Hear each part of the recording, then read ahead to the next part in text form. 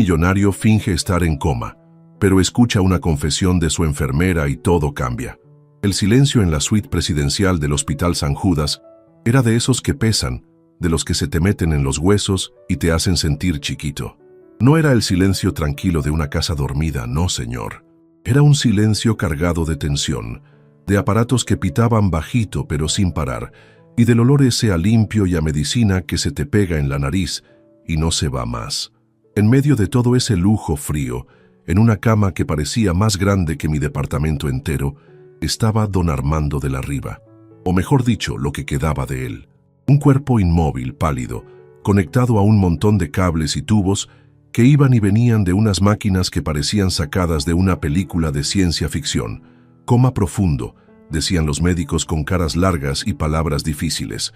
Accidente cerebrovascular masivo. Sin esperanzas era lo que no se atrevían a decir, pero que flotaba en el aire como un fantasma. Don Armando, el magnate, el dueño de media ciudad, decían algunos. Un tipo duro, de esos que no se andan con chiquitas en los negocios ni en la vida, siempre con su traje impecable, su mirada de acero y esa voz que cuando hablaba, hasta el más pintado se quedaba callado. Yo lo conocía de verlo en las noticias, en las revistas de gente importante. Nunca me imaginé que iba a terminar cuidándolo, o bueno, cuidando su cuerpo, porque su mente, decían, estaba apagada, en otro mundo. Mi nombre es Sofía Ramírez y soy enfermera, de las de vocación, de las que todavía creen que este trabajo es más que poner inyecciones y cambiar sueros. Llevaba ya unos años en el San Judas y me había tocado ver de todo, tristezas y alegrías, pero lo de don Armando era diferente. Quizás por quién era o quizás por la soledad que se sentía en esa habitación a pesar de tanto lujo. Su familia, una esposa elegante pero con cara de pocos amigos y 2 hijos que parecían más preocupados por la herencia que por otra cosa, venían de vez en cuando, más por cumplir que por verdadero cariño, o eso me parecía a mí. Se paraban un rato al lado de la cama, hablaban en voz baja entre ellos y se iban.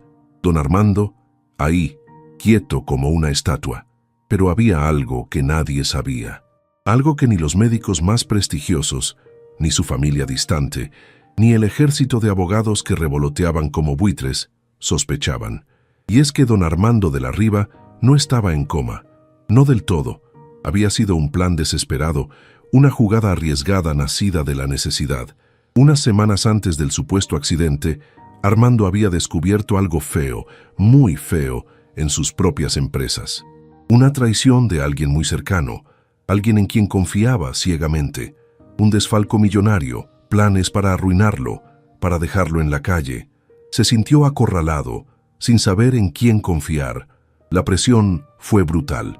Y entonces, una noche, después de una discusión terrible con ese socio traidor, sintió un dolor agudo en la cabeza, un mareo, y luego, la nada. Cuando despertó, estaba en el hospital. Escuchaba voces lejanas, sentía que lo movían, que le pinchaban. Quiso hablar, moverse, pero su cuerpo no le respondía. Un miedo helado lo recorrió. Era esto, el final, pero a medida que pasaban las horas, los días, comenzó a recuperar una mínima, casi imperceptible movilidad en un párpado, en un dedo, y con ello la capacidad de escuchar, de entender lo que pasaba a su alrededor, aunque no pudiera reaccionar. Fue entonces cuando tomó la decisión más difícil de su vida: fingir que seguía en coma.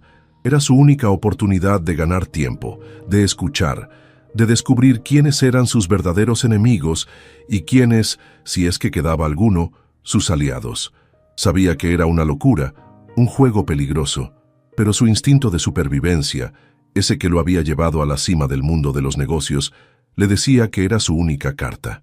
Y así pasaban los días, las semanas. Armando, el león herido, observaba el mundo desde la prisión de su propio cuerpo, escuchaba las conversaciones de los médicos, las visitas hipócritas de su familia, los cuchicheos de las enfermeras.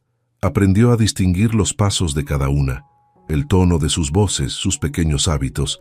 Algunas eran eficientes pero frías, otras un poco torpes pero amables. Y luego estaba Sofía. Sofía era diferente. Desde el primer día que la asignaron a su cuidado, Armando sintió algo distinto en ella. No era solo su profesionalismo, la forma en que lo atendía con una mezcla de eficiencia y delicadeza. Era su voz, una voz suave, cálida, que a menudo le hablaba como si él pudiera escucharla, como si no fuera solo un cuerpo inerte. Le contaba cosas de su día, le leía fragmentos de algún libro o simplemente tarareaba alguna canción mientras le cambiaba las sábanas o le ajustaba los sueros. Al principio, Armando pensó que era una de esas enfermeras un poco ingenuas, de las que se encariñan demasiado con los pacientes. Pero a medida que la escuchaba, día tras día, comenzó a percibir algo más profundo en ella, una bondad genuina, una compasión que no parecía fingida, y una tristeza, una melancolía velada que a veces se colaba en su voz, en sus suspiros cuando creía que nadie la escuchaba. Poco a poco, sin que ella lo supiera, Sofía se convirtió en su única conexión con el mundo exterior, en su única fuente de humanidad en medio de aquella farsa dolorosa. Esperaba con ansia sus turnos, el sonido de sus pasos acercándose por el pasillo. Sus palabras eran como un bálsamo para su alma atormentada. Una tarde, mientras la luz dorada del atardecer se filtraba por los grandes ventanales de la suite, Sofía entró en la habitación. Como siempre, lo saludó con una sonrisa amable, aunque él no pudiera devolvérsela. «Buenas tardes, don Armando», dijo, mientras revisaba los monitores. «¿Cómo se encuentra hoy nuestro paciente estrella? Espero que esté descansando bien.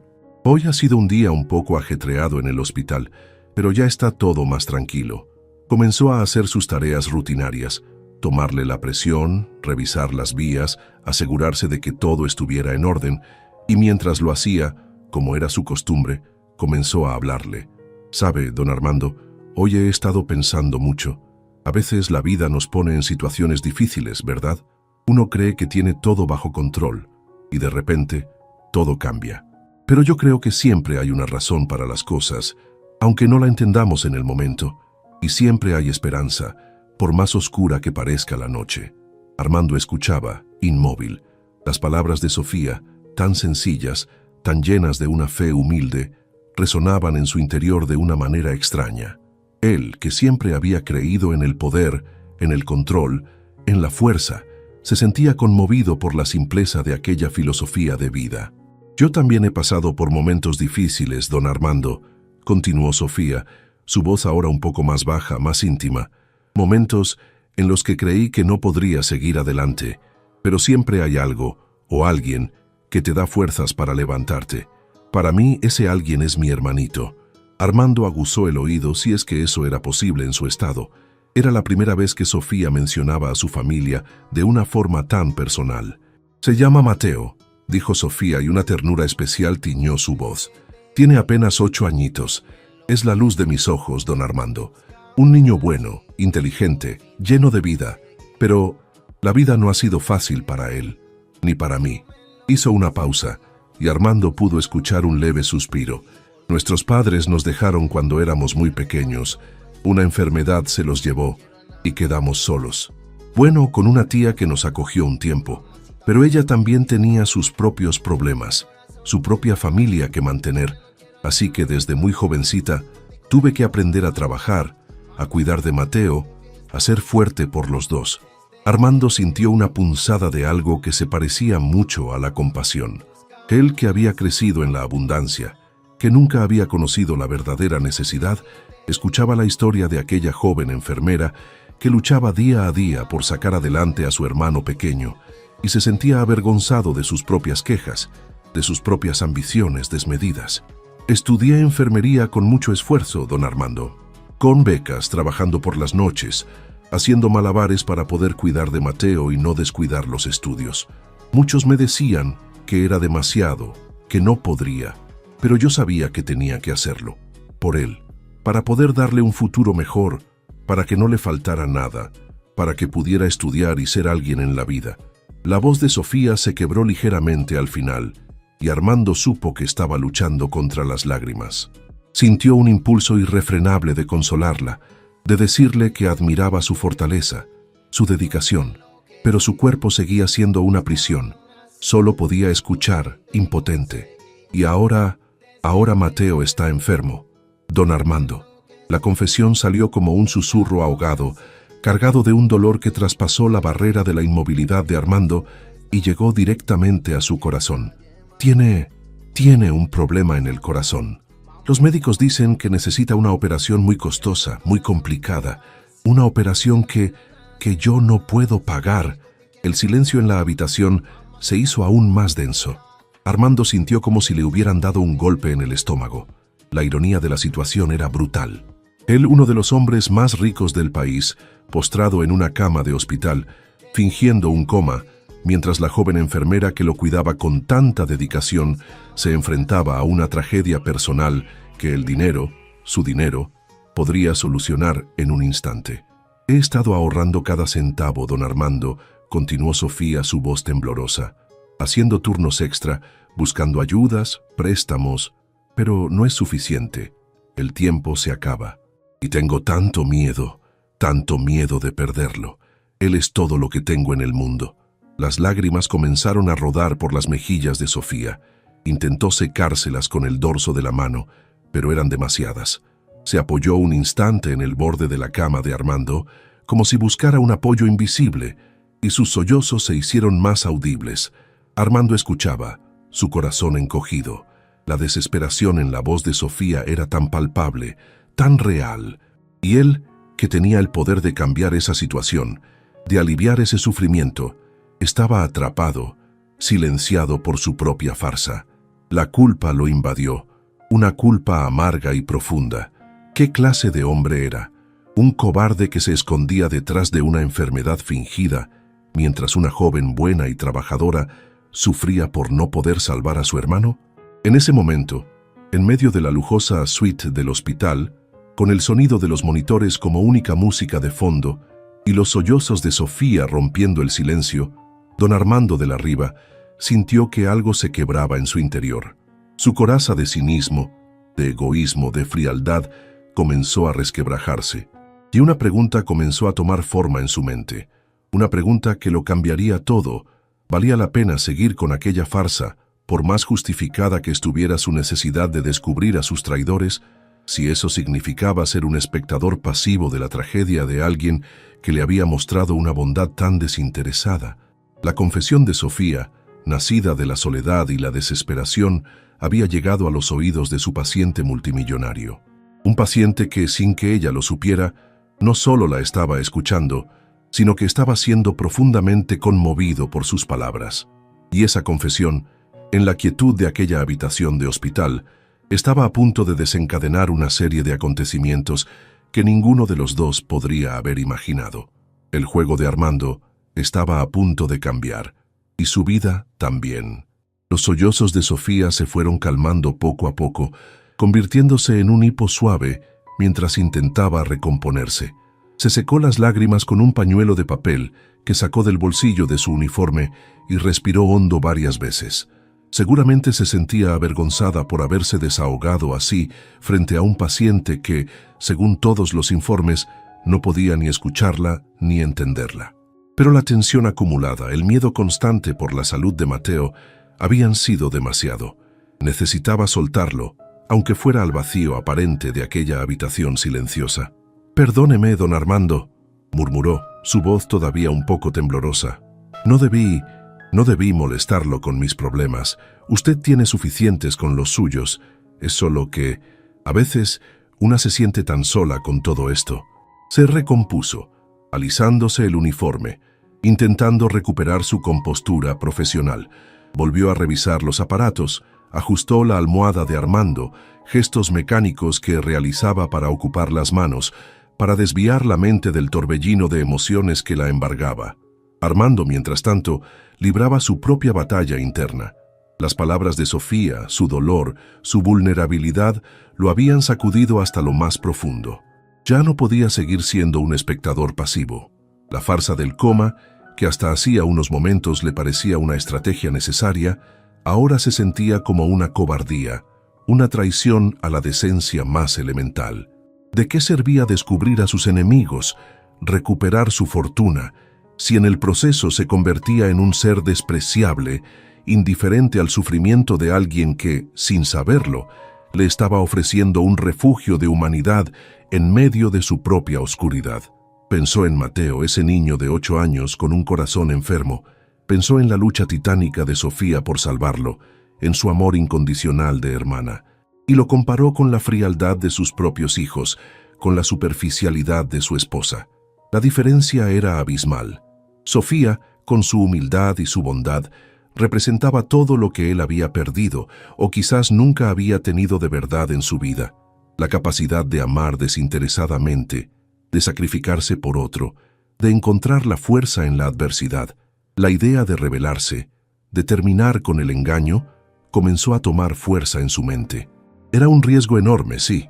Sus enemigos, aquellos que lo habían traicionado y que seguramente ahora celebraban su supuesta incapacidad, podrían actuar con más rapidez si sabían que estaba consciente. Pero el riesgo de no hacer nada, de dejar que Sofía siguiera sufriendo, le parecía aún mayor, insoportable. Su mente, acostumbrada a tomar decisiones difíciles en el mundo de los negocios, comenzó a trabajar a toda velocidad. Necesitaba un plan. No podía simplemente abrir los ojos y empezar a hablar. Sería demasiado sospechoso, demasiado abrupto. Tenía que hacerlo de una manera que pareciera una recuperación gradual, un milagro médico, y necesitaba asegurarse de que, cuando lo hiciera, Sofía fuera la primera en saberlo, la primera en recibir su ayuda. Durante los siguientes días, Armando se concentró en pequeños, casi imperceptibles, signos de mejora. Un leve movimiento de los dedos cuando Sofía le tomaba la mano para revisarle el pulso. Un parpadeo más prolongado cuando ella le hablaba. Pequeños gestos que solo alguien tan atento y dedicado como Sofía podría notar y atribuir a una posible recuperación. Y Sofía los notó. Al principio pensó que era su imaginación, su deseo desesperado de que algo bueno sucediera en medio de tanta desgracia. Pero los pequeños signos se repetían, se hacían un poco más evidentes cada día. Una tarde, mientras le leía un artículo de una revista, creyó ver un atisbo de movimiento en los labios de Armando, como si intentara articular una palabra. Su corazón dio un vuelco. «¿Don Armando?», susurró acercándose a él. ¿Me escucha?» No hubo respuesta audible, pero Sofía sintió, o quiso sentir, una levísima presión en su mano cuando él le rozó los dedos. Una esperanza frágil pero poderosa comenzó a crecer en su interior. Informó de sus observaciones a los médicos, quienes, aunque escépticos, accedieron a realizar nuevas pruebas más exhaustivas. Mientras tanto, la situación de Mateo empeoraba. Sofía llegaba cada día al hospital con el rostro más pálido, las ojeras más pronunciadas. La sombra de la desesperación se cernía sobre ella. Armando escuchaba sus conversaciones telefónicas con los médicos de su hermano, sus ruegos, sus preguntas angustiadas, y cada palabra era una tortura para él. Una mañana, Sofía entró en la habitación de Armando con los ojos hinchados de llorar. Apenas pudo saludarlo. Se sentó en una silla junto a la cama y se cubrió el rostro con las manos. Sus sollozos eran desgarradores. No sé qué hacer, don Armando», dijo entre lágrimas, como si él pudiera realmente aconsejarla. «Los médicos dicen que a Mateo no le queda mucho tiempo si no lo operan ya. Y yo no tengo el dinero. He agotado todas las opciones. Nadie me quiere prestar. Estoy desesperada». Armando sintió una rabia impotente. Rabia contra sí mismo, contra su situación, contra la injusticia de la vida. Ya no podía esperar más. Tenía que actuar. Esa misma tarde, mientras Sofía le estaba cambiando una vía intravenosa, Armando concentró toda su voluntad, toda su fuerza, en un solo objetivo: mover la mano. Con un esfuerzo sobrehumano, logró que sus dedos se cerraran suavemente alrededor de la muñeca de Sofía. Ella se quedó inmóvil, con la aguja a medio colocar. Sintió el contacto, débil pero inconfundible. Levantó la vista hacia el rostro de Armando, sus ojos muy abiertos. «¿Don Armando?», susurró, su voz temblando. Él la miró. Por primera vez en semanas, sus ojos no estaban vacíos, perdidos en la nada. Había en ellos una chispa de conciencia, de inteligencia, y una profunda, inmensa gratitud. Luego, con un esfuerzo que le hizo sudar frío, articuló una sola palabra, una palabra que sonó ronca, débil pero perfectamente clara: ¡Sofía! Ella ahogó un grito. Dejó caer la jeringa al suelo. Se llevó las manos a la boca, sus ojos llenos de lágrimas, pero esta vez no eran de tristeza, sino de un asombro y una alegría que la desbordaban. Don Armando, ha hablado. ¡Oh, Dios mío! Está despertando. Corrió hacia la puerta, gritando para llamar a los médicos, a las enfermeras. En pocos minutos, la habitación se llenó de gente. Los doctores lo examinaban con incredulidad, haciéndole preguntas, comprobando sus reflejos. Armando respondía con monosílabos, con movimientos lentos, como si emergiera de un sueño muy profundo. Nadie sospechó la verdad. Para todos, era un milagro médico, una recuperación asombrosa e inesperada. La noticia corrió como la pólvora por el hospital y en pocas horas por toda la ciudad. El magnate Armando de la Riva estaba despertando del coma. Su familia fue informada de inmediato. Su esposa y sus hijos llegaron al hospital con expresiones de fingida alegría y preocupación, aunque en sus ojos Armando pudo leer la sorpresa y quizás el desconcierto. Sus planes, fueran los que fuesen, se habían alterado, pero a Armando, en ese momento, solo le importaba una persona, Sofía. Cuando la habitación se vació un poco y solo quedaron ella y un médico residente, Armando volvió a mirarla. Extendió una mano temblorosa hacia ella. «Sofía», repitió, su voz un poco más firme esta vez. «Ayuda, Mateo».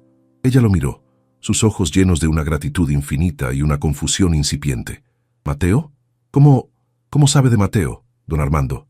Él intentó sonreír, un gesto torpe pero sincero. «Escuché todo. Quiero ayudarte. Dinero, operación, ya». Las lágrimas volvieron a brotar de los ojos de Sofía. Se arrodilló junto a la cama y tomó la mano de Armando entre las suyas. «Oh, don Armando, no sé qué decir. Es usted un ángel, un verdadero ángel. Tú eres el ángel, Sofía», logró decir él. «Tú me salvaste con tu bondad». A partir de ese momento, los acontecimientos se precipitaron. Armando, aunque todavía débil, comenzó a dar órdenes desde su cama de hospital. Contactó a su banco, a sus abogados de confianza, aquellos en los que aún creía poder confiar. Dispuso que se transfiriera inmediatamente la cantidad necesaria para la operación de Mateo a una cuenta a nombre de Sofía. Se aseguró de que el niño fuera atendido por los mejores especialistas en el mejor hospital sin escatimar en gastos. Sofía no podía creer lo que estaba sucediendo. Era como un sueño. El hombre al que había cuidado con tanta dedicación, el paciente que creía perdido en la oscuridad del coma, no solo había despertado, sino que se había convertido en el salvador de su hermano. La gratitud que sentía era tan inmensa que no le cabía en el pecho. Pero mientras Sofía se ocupaba de los preparativos para la operación de Mateo, llena de una nueva esperanza, Armando tenía otros asuntos urgentes que atender. Su milagrosa recuperación había puesto en alerta a sus enemigos. Sabía que tenía poco tiempo antes de que intentaran algún movimiento desesperado. Necesitaba protegerse, asegurar su posición y, sobre todo, desenmascarar al traidor que había intentado destruirlo. Su mente, ahora clara y lúcida aunque su cuerpo aún luchaba por recuperar su fuerza, comenzó a trazar un plan arriesgado, pero necesario. Y en ese plan, la lealtad y la discreción de alguien como Sofía podrían ser cruciales. Llamó a Sofía a su habitación una noche, cuando ya no había visitas y el hospital estaba más tranquilo. «Sofía», le dijo, su voz cada vez más fuerte, más parecida a la del antiguo Armando de la Riva. «Necesito pedirte un favor muy grande y muy peligroso». Ella lo miró con atención, dispuesta a hacer cualquier cosa por el hombre que había salvado a su hermano. «Dígame, don Armando, lo que sea. Necesito que seas mis ojos y mis oídos fuera de este hospital, Sofía. Necesito que me ayudes a descubrir quién intentó destruirme. Hay mucho en juego, no solo mi fortuna, sino también mi vida. Y quizás, indirectamente, también la tuya y la de Mateo, ahora que estoy ayudándolos». Sofía sintió un escalofrío. Entendía la gravedad de la petición, pero no dudó ni un instante. «Cuente conmigo, don Armando», respondió con firmeza. «Haré todo lo que esté en mi mano para ayudarlo. Usted salvó a mi hermano. Yo le debo mi lealtad. Armando la miró con una profunda gratitud. Había encontrado en aquella joven enfermera no solo una cuidadora dedicada, sino una aliada inesperada, una persona de una integridad y una valentía admirables. Juntos se enfrentarían a la tormenta que se avecinaba, y Armando sabía, con una certeza que lo llenaba de una nueva fuerza, que con Sofía a su lado tenía muchas más posibilidades de salir victorioso. El juego había cambiado, y ahora él volvía a tener el control de las piezas. La recuperación de don Armando fue, para el mundo exterior, un proceso lento pero constante. Los médicos hablaban de una evolución favorable, de la increíble resiliencia del cuerpo humano. Nadie sospechaba la verdad detrás de su milagroso despertar. Mientras tanto, en la intimidad de su suite hospitalaria, Armando y Sofía comenzaban a tejer una alianza tan improbable como poderosa. Sofía, dividiendo su tiempo entre el cuidado de Armando y las visitas a Mateo, cuya operación había sido programada de urgencia y los preparativos estaban en marcha gracias a la generosidad de su benefactor, se convirtió en los ojos y oídos de Armando en el mundo exterior. Siguiendo sus instrucciones precisas y discretas, comenzó a realizar pequeñas averiguaciones, a observar a las personas que visitaban a Armando, a prestar atención a conversaciones que antes le hubieran parecido irrelevantes. No era una tarea fácil para ella.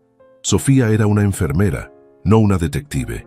Se sentía a menudo nerviosa, temerosa de ser descubierta, de cometer algún error que pudiera poner en peligro a don Armando o a ella misma.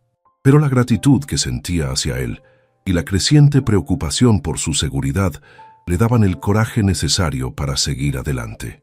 Armando, desde su cama, dirigía la operación con la astucia y la sagacidad que lo habían caracterizado en el mundo de los negocios. Aunque su cuerpo aún estaba débil, su mente estaba más afilada que nunca. Le enseñó a Sofía a ser observadora, a fijarse en los detalles, a escuchar más de lo que hablaba.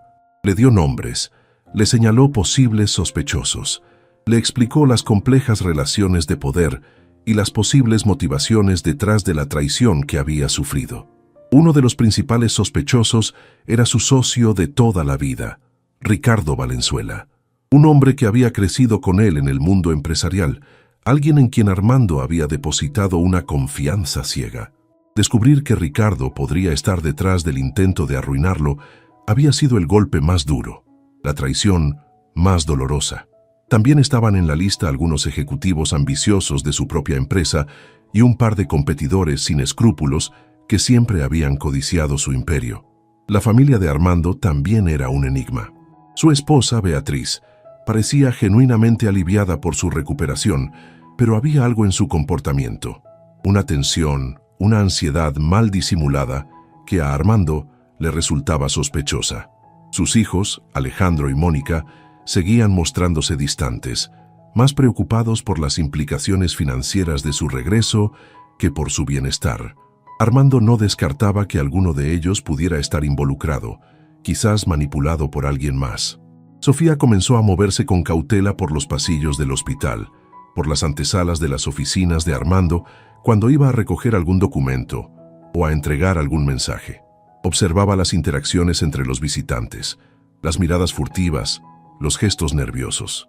Anotaba todo en una pequeña libreta que guardaba celosamente y luego se lo transmitía a Armando en sus conversaciones nocturnas, cuando la mayoría del personal ya se había retirado y la suite estaba más tranquila.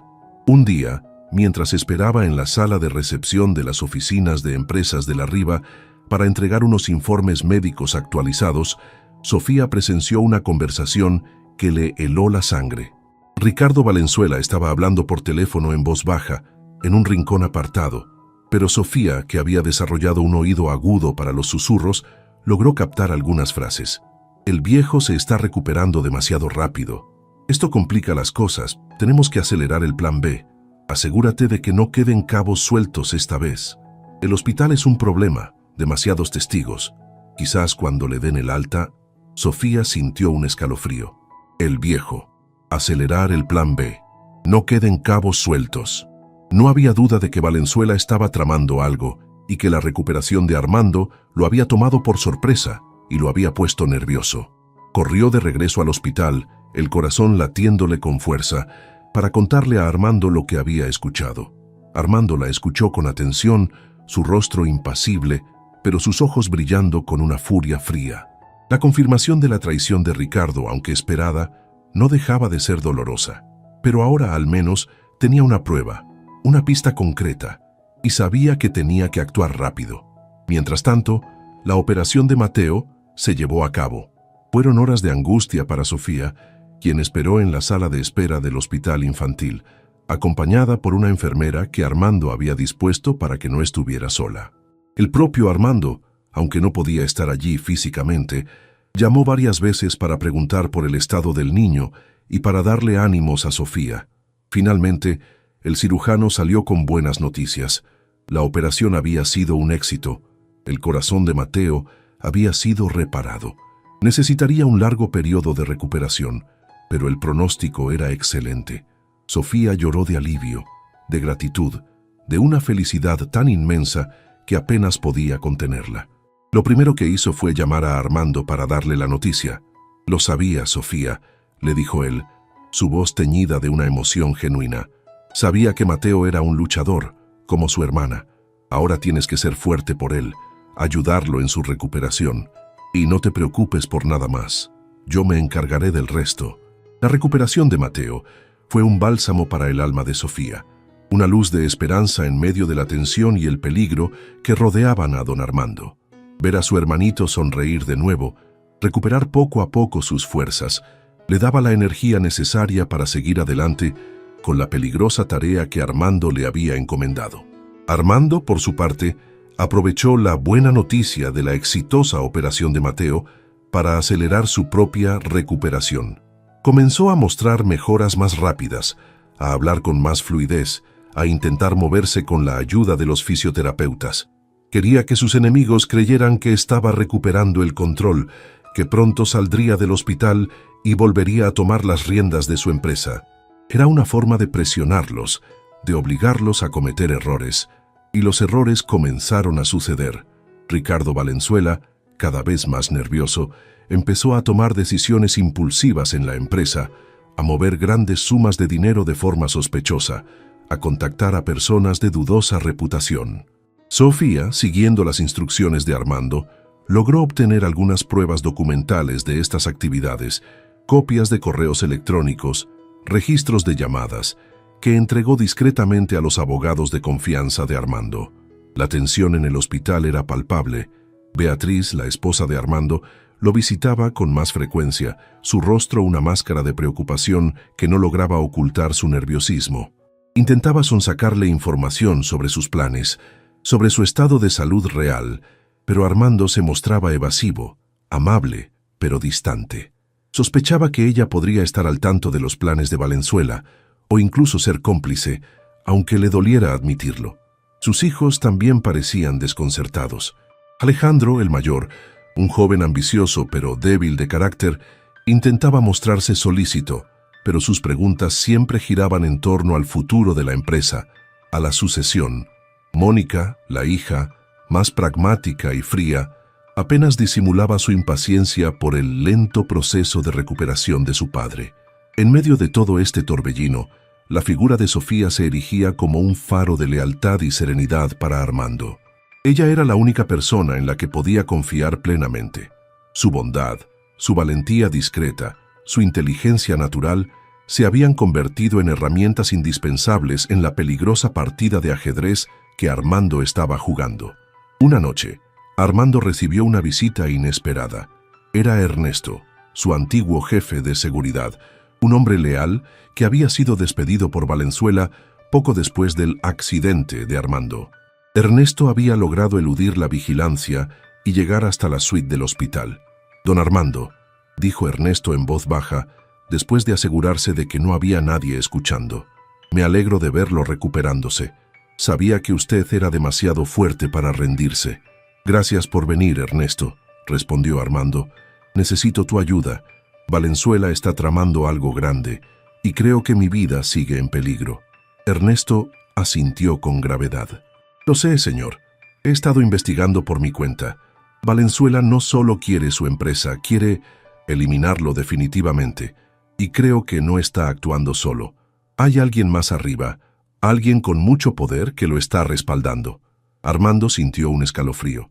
La situación era aún más peligrosa de lo que había imaginado. «Necesito pruebas, Ernesto», dijo Armando. «Pruebas irrefutables para desenmascararlos a todos. Y necesito proteger a Sofía. Ella me ha estado ayudando. Si algo le pasara, no se preocupe por la señorita Sofía, don Armando», aseguró Ernesto. «La protegeré con mi vida, y encontraremos esas pruebas. Valenzuela y sus cómplices pagarán por lo que han hecho». La llegada de Ernesto fue un alivio para Armando. Ahora no estaba solo en esta lucha. Tenía a Sofía, con su inteligencia y su bondad, y a Ernesto, con su lealtad y su experiencia en seguridad. Juntos, formarían un equipo improbable pero decidido a hacer justicia. Los días siguientes fueron de una actividad febril y clandestina. Sofía continuó con su labor de observación, mientras Ernesto utilizaba sus contactos y sus habilidades para rastrear los movimientos de Valenzuela y sus secuaces. Armando, desde su cama, coordinaba los esfuerzos, analizando la información, trazando estrategias. Descubrieron que Valenzuela había planeado un segundo atentado contra Armando, aprovechando su traslado del hospital a su casa para la supuesta continuación de su recuperación. El plan era simular un accidente de tráfico, algo que pareciera fortuito, pero que esta vez no dejara lugar a dudas. La información era aterradora, pero también les daba una ventaja. Ahora sabían a qué atenerse. Tenían que anticiparse a sus movimientos, preparar una trampa para hacerlos caer. La fecha del alta hospitalaria de Armando se acercaba. La tensión era máxima. Sofía estaba nerviosa, pero decidida. Sabía que se jugaba mucho, pero la idea de que aquellos hombres malvados pudieran salirse con la suya, después de todo el sufrimiento que habían causado, le resultaba intolerable. Armando la llamó a su habitación la noche antes de su supuesta alta. «Sofía», le dijo tomándole la mano, «mañana será un día crucial. Quiero que sepas que, pase lo que pase, te estaré eternamente agradecido. Has sido una luz en mi oscuridad, y has demostrado una valentía y una lealtad que nunca olvidaré». «No tiene nada que agradecer, don Armando», respondió ella conmovida. «Usted salvó a mi hermano y me enseñó que siempre hay esperanza, incluso en los momentos más difíciles. Estaré a su lado hasta el final». Se miraron a los ojos, y en esa mirada se selló un pacto de confianza y de amistad que había nacido en las circunstancias más extrañas y peligrosas. El multimillonario y la enfermera, unidos por el destino, listos para enfrentar la batalla final. La confesión que Sofía le había hecho a un paciente en coma había desencadenado una tormenta, pero también había sembrado la semilla de una nueva esperanza, de una posible redención. Y ahora estaban a punto de descubrir si esa semilla lograría florecer en medio de la oscuridad. El día del alta de don Armando amaneció con un cielo gris y plomizo, como presagiando la tormenta que se avecinaba. La suite del hospital era un hervidero de actividad controlada. Médicos y enfermeras entraban y salían, dando las últimas indicaciones. Beatriz, la esposa de Armando, y sus hijos Alejandro y Mónica estaban presentes, sus rostros una mezcla indescifrable de alivio fingido y nerviosismo palpable. Ricardo Valenzuela también había acudido, con una sonrisa que a Armando le pareció más una mueca de tiburón que una expresión de alegría. Sofía se movía entre ellos con una calma aparente, realizando sus tareas con la eficiencia habitual, pero por dentro su corazón latía con fuerza. Sabía que aquel día era crucial, que el plan que habían urdido con Armando y Ernesto se pondría en marcha, y que cualquier error podría tener consecuencias fatales. El plan era sencillo en su concepción, pero arriesgado en su ejecución. Armando saldría del hospital en una ambulancia privada, supuestamente para ser trasladado a su mansión y continuar allí su recuperación. Pero en un punto determinado del trayecto, la ambulancia sería interceptada por los hombres de Valenzuela, quienes simularían un accidente y se asegurarían de que Armando no sobreviviera esta vez.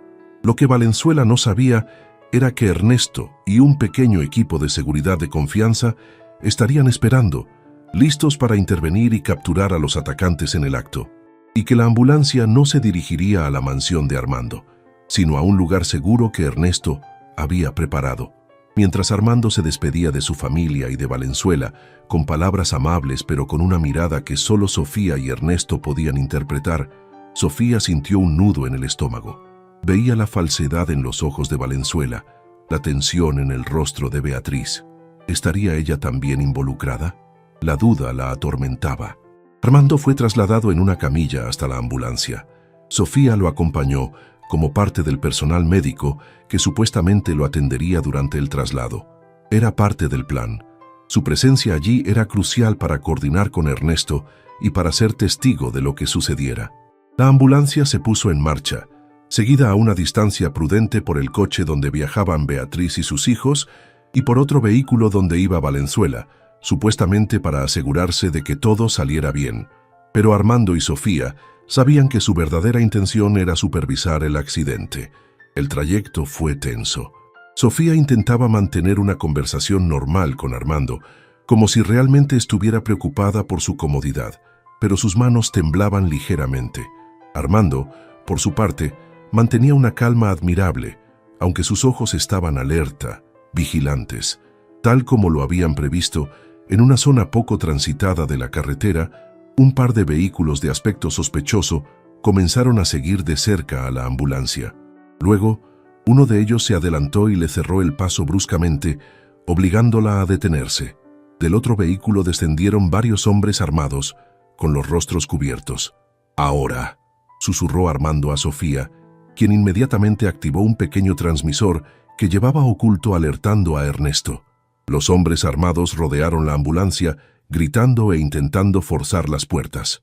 El conductor y el paramédico que iban en la cabina, que también eran parte del equipo de Ernesto, opusieron una resistencia fingida. Pero justo cuando los atacantes estaban a punto de abrir las puertas traseras, varios vehículos indistintivos aparecieron de la nada, bloqueando cualquier vía de escape. De ellos descendieron Ernesto y sus hombres, también armados, rodeando a los secuaces de Valenzuela. «¡Policía! ¡No se muevan!», gritó Ernesto, aunque no eran policías en el sentido estricto, sino un equipo de seguridad privada altamente entrenado y leal a Armando. Los atacantes, sorprendidos y superados en número, no tuvieron más opción que rendirse. Fueron desarmados y reducidos en cuestión de minutos. Desde el coche que venía detrás, Ricardo Valenzuela observó la escena con horror. Su plan se había venido abajo. Intentó dar media vuelta y huir, pero otro de los vehículos de Ernesto ya le había cortado el paso. Ernesto se acercó al coche de Valenzuela, su rostro impasible. «Ricardo Valenzuela, queda usted detenido por intento de asesinato y conspiración. Tenemos pruebas más que suficientes para encerrarlo por mucho tiempo». Valenzuela palideció, su arrogancia desvaneciéndose en un instante. Sabía que estaba acabado. Mientras tanto, en el coche donde viajaba la familia de Armando, la confusión y el pánico eran totales. Beatriz gritaba, Alejandro estaba blanco como el papel, y Mónica miraba la escena con una mezcla de terror e incredulidad. Armando, con la ayuda de Sofía, descendió de la ambulancia. Caminó con paso firme, aunque todavía un poco lento, hacia el coche de su familia. Su mirada era fría, implacable. «Beatriz», dijo, su voz resonando con una autoridad que no admitía réplica, «sabía que estabas involucrada. Valenzuela nunca hubiera llegado tan lejos sin tu ayuda, sin tu información». Beatriz rompió a llorar, negándolo todo, pero la culpabilidad estaba escrita en su rostro. Alejandro y Mónica miraban a su padre como si fuera un fantasma, como si no pudieran creer que aquel hombre, al que habían dado por acabado, estuviera allí de pie, acusando a su propia esposa. «Todo se acabó, Beatriz», continuó Armando. «Tu ambición, tu codicia, te han llevado a esto. Tendrás que enfrentar las consecuencias de tus actos». Se giró hacia sus hijos. «Y ustedes dos, espero que esto les sirva de lección. El dinero y el poder no lo son todo en la vida. La lealtad, la honestidad, la decencia, eso es lo que de verdad importa. Y ustedes han demostrado tener muy poco de eso». Las palabras de Armando cayeron como losas sobre su familia. No había odio en su voz, solo una profunda decepción y una tristeza infinita. Los atacantes y Ricardo Valenzuela fueron entregados a las autoridades, junto con todas las pruebas que Armando y su equipo habían recopilado. El escándalo fue mayúsculo. La caída del Imperio de Valenzuela y la implicación de Beatriz de la Riva en el complot acapararon los titulares durante semanas. Armando, una vez resuelta la situación legal y asegurada su posición al frente de sus empresas, comenzó una nueva etapa en su vida. Se divorció de Beatriz, quien enfrentó un largo proceso judicial. Con sus hijos, la relación fue distante, marcada por la desconfianza y el resentimiento. Pero Armando ya no sentía la necesidad de su aprobación ni de su afecto. Había encontrado una nueva familia, una familia elegida, en Sofía y en el pequeño Mateo. Mateo se recuperó por completo de su operación. Creció sano y fuerte, rodeado del amor incondicional de su hermana y del cariño protector de don Armando, a quien llegó a considerar como un abuelo. Sofía, por su parte, continuó con sus estudios de enfermería, pero también comenzó a involucrarse en la gestión de una nueva fundación que Armando creó para ayudar a niños con enfermedades cardíacas y a familias de bajos recursos que no podían costear los tratamientos. La amistad entre Armando y Sofía se consolidó con el tiempo. Él se convirtió en su mentor, en su confidente, en la figura paterna que ella nunca tuvo. Y ella, con su bondad, su inteligencia y su lealtad inquebrantable, le devolvió a Armando la fe en la humanidad, le enseñó el valor de la compasión y le dio un nuevo propósito en la vida. Años después, en una tarde soleada, Armando, ya un hombre mayor pero con una serenidad y una vitalidad renovadas, observaba a Sofía jugar con Mateo en el jardín de la casa que les había comprado cerca de la suya. Mateo corría y reía, su corazón sano latiendo con fuerza, un milagro viviente de la ciencia y de la generosidad. Sofía, convertida en una joven mujer, hermosa y segura de sí misma, lo miraba con una ternura infinita. Armando sonrió. Recordó aquella tarde en el hospital, cuando había escuchado la confesión desesperada de su enfermera. En aquel momento, atrapado en la oscuridad de su farsa, nunca hubiera imaginado que aquella confesión sería el catalizador de una transformación tan profunda en su vida. Había fingido estar en coma para salvar su fortuna y desenmascarar a sus enemigos, pero al final había sido la bondad y la valentía de una joven enfermera lo que verdaderamente lo había salvado a él. Le había salvado de su propia soledad, de su propio cinismo, de una vida vacía de afecto y de propósito. La confesión de Sofía no solo había salvado la vida de su hermano, también había despertado algo en el corazón endurecido del multimillonario, algo que lo había impulsado a dejar de fingir, a enfrentar la verdad, a luchar por lo que era justo. Y en ese proceso, Armando de la Riva había descubierto que la mayor riqueza no se encuentra en las cuentas bancarias ni en los imperios empresariales, sino en los lazos de afecto sincero, en la capacidad de dar y recibir amor y en la oportunidad de hacer una diferencia en la vida de los demás. Y esa, comprendió finalmente, era la única herencia que de verdad importaba dejar en este mundo.